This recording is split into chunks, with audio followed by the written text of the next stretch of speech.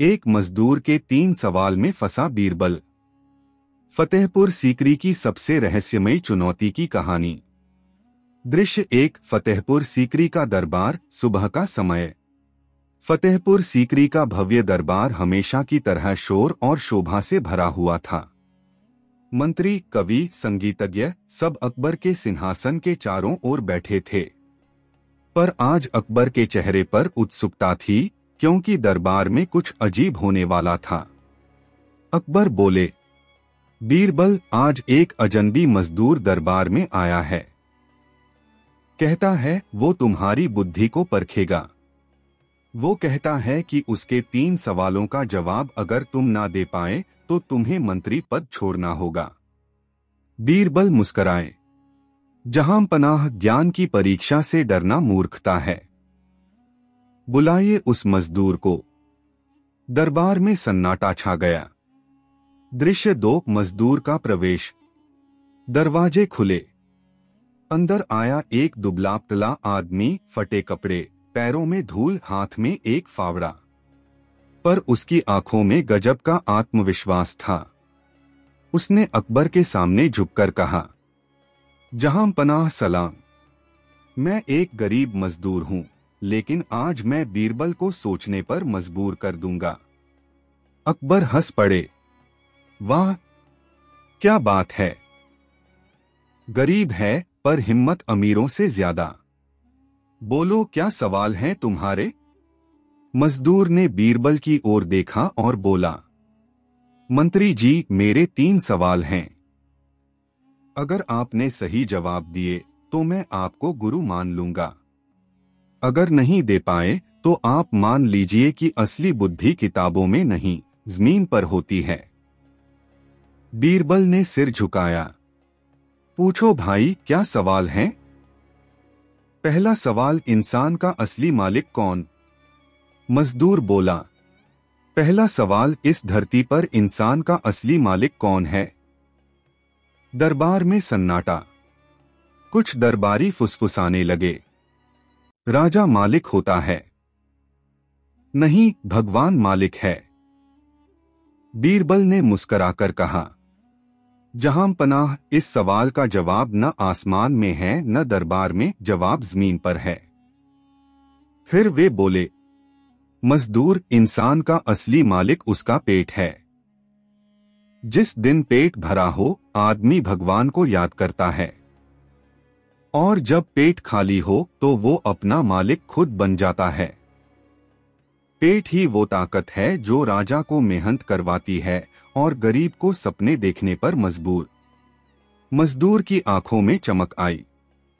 सही कहा मंत्री जी, आपने पहला सवाल जीत लिया। दृश्य 4। दूसरा सवाल, सबसे अमीर कौन है? मजदूर ने अगला सवाल किया। दूसरा सवाल, इस दुनिया में सबसे अमीर कौन है? बीरबल ने बिना सोचे जवाब दिया, जिसके पास संतोष है वही सबसे अमीर है। क्योंकि सोने की थैलियां भरने वाला कभी चैन से नहीं सोता, पर जो संतुष्ट है वो मिट्टी पर भी सोकर मुस्कराता है। अकबर मुस्कराए। दरबार तालियों से गूंज उठा, पर मजदूर अभी भी शांत था। उसने कहा, बात सुंदर है, पर मेरा तीसरा सवाल सबसे कठिन है। दृश्य 5। तीसरा सवाल, इंसान कब हारता है? मजदूर बोला, तीसरा और आखिरी सवाल, इंसान कब हारता है? जब उसकी ताकत खत्म हो जाए या जब किस्मत साथ छोड़ दे। अब दरबार फिर शांत हो गया। बीरबल ने कुछ देर सोचा, फिर बोले, ना ताकत की हार असली हार है, ना किस्मत की। इंसान तब हारता है जब वो कोशिश करना छोड़ देता है। जो गिरकर भी उठ जाता है वो कभी नहीं हारता। हार हमेशा उस मन में जन्म लेती है जो उम्मीद खो देता है। मजदूर ने सिर झुका लिया। उसकी आंखों में आंसू थे। अकबर ने कहा, क्या हुआ मजदूर? अब तो जवाब मिल गया। मजदूर बोला, जहांपनाह, मैं दरअसल कोई आम मजदूर नहीं हूं। मैं उस वर्ग का प्रतीक हूँ जो रोज मेहनत करता है पर कभी सर नहीं उठाता। मैं आज यह देखने आया था कि दरबार में बुद्धि केवल अमीरों के लिए है या गरीबों के लिए भी।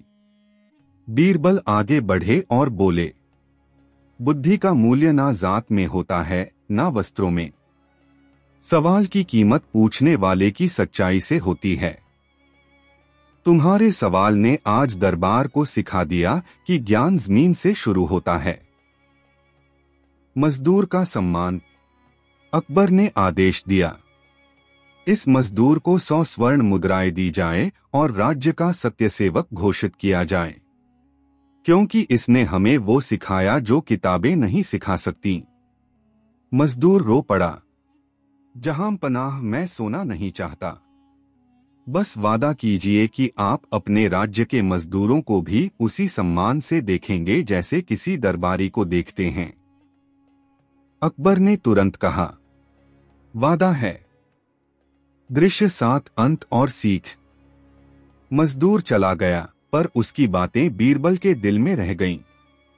बीरबल बोले, जहां पनाह, आज एक अनपढ़ मजदूर ने हमें सिखाया कि सच्चा ज्ञान पद या पढ़ाई से नहीं, अनुभव से आता है। अकबर ने कहा, बीरबल, तूने फिर साबित किया कि सच्ची बुद्धि वो होती है जो खुद को हर वर्ग से जोड़ सके। दरबार गूंज उठा, बीरबल की जय, सत्य की जय। सीख। सवाल चाहे किसी भी जुबान से आए, जवाब वही सच्चा होता है जो दिल से दिया जाए। बुद्धि का मोल पद से नहीं, दृष्टिकोण से तय होता है। अगले दिन का दरबार, सुबह की रौनक। फतेहपुर सीकरी का दरबार फिर उसी भव्यता से सजा हुआ था। अकबर अपनी शाही कुर्सी पर बैठे थे, पर आज उनके चेहरे पर उत्सुकता और हल्की जिज्ञासा थी। उन्होंने बीरबल की ओर देखते हुए कहा, बीरबल, कल का वो मजदूर जिसने तुम्हें 3 सवाल पूछे थे, उसके शब्द अब तक मेरे मन में गूंज रहे हैं। पर मैं सोचता हूं, क्या सच में गरीब वर्ग की बुद्धि को हमने कभी समझने की कोशिश की है? बीरबल मुस्कराए, जहां पनाह, यही तो असली बुद्धि की शुरुआत है, जब राजा सवाल करना शुरू करे, जवाब नहीं। अकबर ने सिर हिलाया, बात सच्ची है बीरबल, लेकिन आज सुबह वही मजदूर फिर से आया है। कहता है उसके पास अब 3 नहीं, एक राजकीय सवाल है, जो ना किसी किताब में है ना किसी दरबार में। दरबारियों के बीच हलचल मच गई। वो मजदूर फिर से आ गया। अब और क्या करेगा? अकबर बोले, बुलाओ उसे, देखता हूं आज क्या पहेली लाया है। दृश्य 2 मजदूर का लौटना, रहस्यमय अंदाज में। दरबार के दरवाजे खुले और वही मजदूर अंदर आया, पर आज उसके कपड़े साफ सुथरे थे, आंखों में एक गहराई थी। उसने झुककर सलाम किया और कहा, जहां पनाह, मैं कल चला गया था, पर मेरे दिल में एक सवाल रह गया। कल मैंने बीरबल से इंसानियत के 3 सवाल पूछे। आज मैं पूछना चाहता हूं, राज्य की आत्मा क्या होती है? दरबार एकदम शांत हो गया। ये कोई साधारण सवाल नहीं था। अकबर ने बीरबल की ओर देखा। अब तेरी बारी बीरबल, जवाब दे।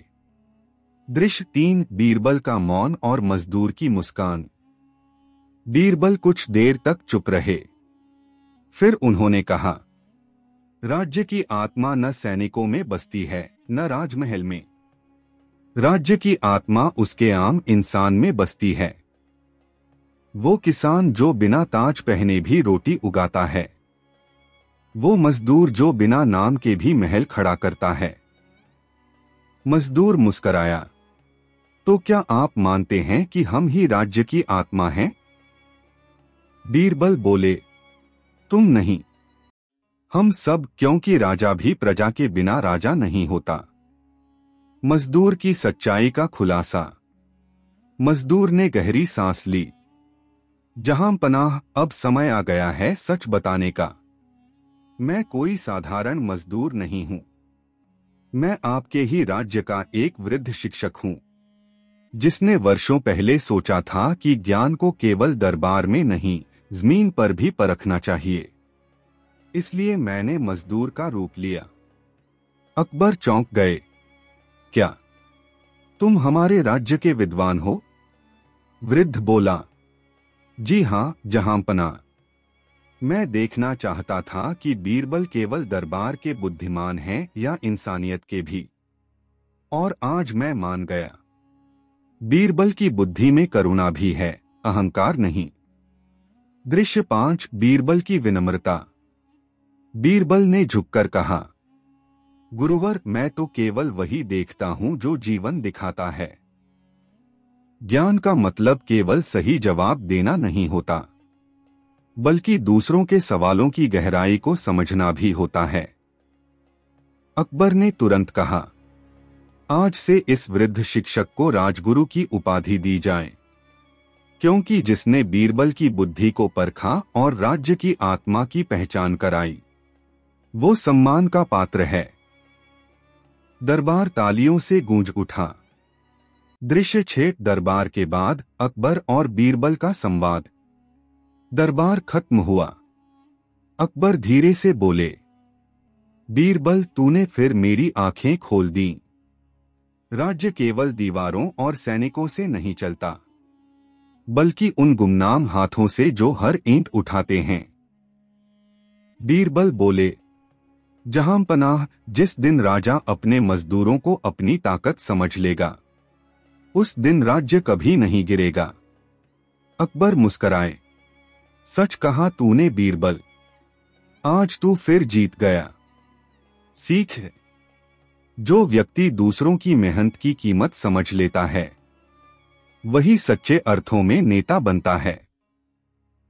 अगले दिन का सूर्योदय। फतेहपुर सीकरी। सूरज की पहली किरणें शाही महल के गुंबदों पर सुनहरी चमक बिखेर रही थीं। राजमहल के आंगन में आज एक अनोखा माहौल था। अकबर खुद दरबार के बाहर खड़े थे और उनके साथ बीरबल भी। अकबर ने कहा, बीरबल, कल उस मजदूर ने हमें बहुत कुछ सिखाया, लेकिन आज सुबह उसने एक और बात कही है। वह कहता है कि तुम्हारी बुद्धि अभी अधूरी है। बीरबल मुस्कराए, जहांपनाह, अधूरी बुद्धि ही आगे बढ़ने की चाह रखती है। मैं तैयार हूं जो भी चुनौती देनी हो।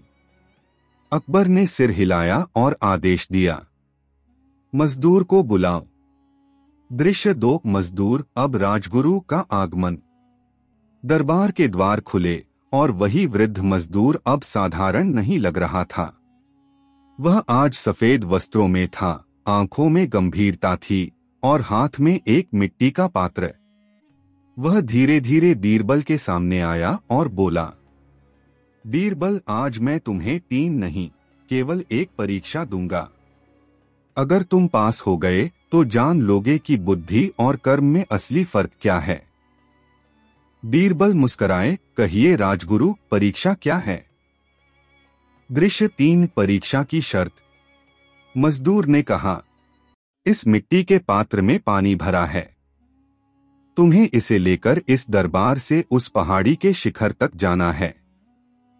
पर एक शर्त है, अगर एक भी बूंद पानी गिरा तो तुम असफल, और अगर पानी सुरक्षित पहुंचा तो तुम जीतोगे। अकबर ने हैरानी से कहा, इतनी साधारण सी परीक्षा? मजदूर मुस्कराया, जहांपनाह, साधारण दिखने वाली परीक्षाएं ही सबसे कठिन होती हैं। बीरबल ने बिना कुछ कहे वह पात्र उठा लिया। सारे दरबारी चुप थे। दृश्य 4। बीरबल की यात्रा। बीरबल धीरे धीरे चलने लगे। धूप तेज थी, रास्ता उबड़ खाबड़, कभी हवा का झोंका, कभी रेत उड़ती। पर बीरबल का ध्यान सिर्फ उस पात्र पर था कि कहीं एक भी बूंद न गिरे। रास्ते में एक गरीब बच्चा मिला जो प्यास से तड़प रहा था। बीरबल ठिठके। उनके सामने अब 2 रास्ते थे। एक, वो पानी लेकर अपनी परीक्षा पास करें, दूसरा, वह बच्चे को पानी दें और परीक्षा हार जाएं। उन्होंने आंखें बंद की। राजगुरु के शब्द याद आए, बुद्धि वही सच्ची है जो इंसानियत के आगे झुक जाए। बीरबल ने मुस्कराकर पात्र उस बच्चे को थमा दिया। बच्चे ने पानी पिया और मुस्कराकर बोला, धन्यवाद मालिक। दरबार में वापसी। कुछ देर बाद बीरबल खाली पात्र लेकर लौटे। अकबर ने पूछा, तो बीरबल, क्या पानी सुरक्षित पहुंचा? बीरबल ने सिर झुका दिया, नहीं जहांपनाह, मैंने पानी एक प्यासे बच्चे को दे दिया। मजदूर खामोश खड़ा था। अकबर बोले, मतलब तुम असफल हुए? बीरबल ने कहा, अगर किसी की प्यास बुझाने को असफलता कहते हैं तो हां, मैं असफल हुआ। दरबार में सन्नाटा छा गया। दृश्य 6, राजगुरु की मुस्कान और असली रहस्य। मजदूर आगे बढ़ा। उसने बीरबल के कंधे पर हाथ रखा और कहा, नहीं बीरबल, तुम सफल हुए हो, क्योंकि बुद्धि वो नहीं जो सवालों का सही जवाब दे। बुद्धि वो है जो सही वक्त पर दिल की सुन सके। फिर उसने कहा, जिसे लोग मजदूर समझते रहे वो असल में जनता की आत्मा है। और आज तुमने साबित किया कि दरबार की बुद्धि जनता के दिल से जुड़ी है। अकबर की आंखें नम हो गईं। तुमने हमें वो सिखाया जो कोई किताब नहीं सिखा सकती थी। दृश्य 7, दरबार का निर्णय। अकबर उठे और बोले, आज से यह दिन इतिहास में दर्ज होगा जब एक मजदूर ने दरबार के सबसे बुद्धिमान मंत्री को इंसानियत सिखाई। उन्होंने घोषणा की, हर मजदूर, हर किसान को इस राज्य में सम्मान और अधिकार दिया जाए, क्योंकि वही इस साम्राज्य की नींव हैं। दरबार तालियों और जयघोष से गूंज उठा। बीरबल जिंदाबाद, राजगुरु अमर रहें। अंतिम दृश्य, बीरबल और अकबर का संवाद। शाम को जब दरबार खाली हुआ, अकबर ने कहा, बीरबल, आज तूने जीतकर भी हार मान ली।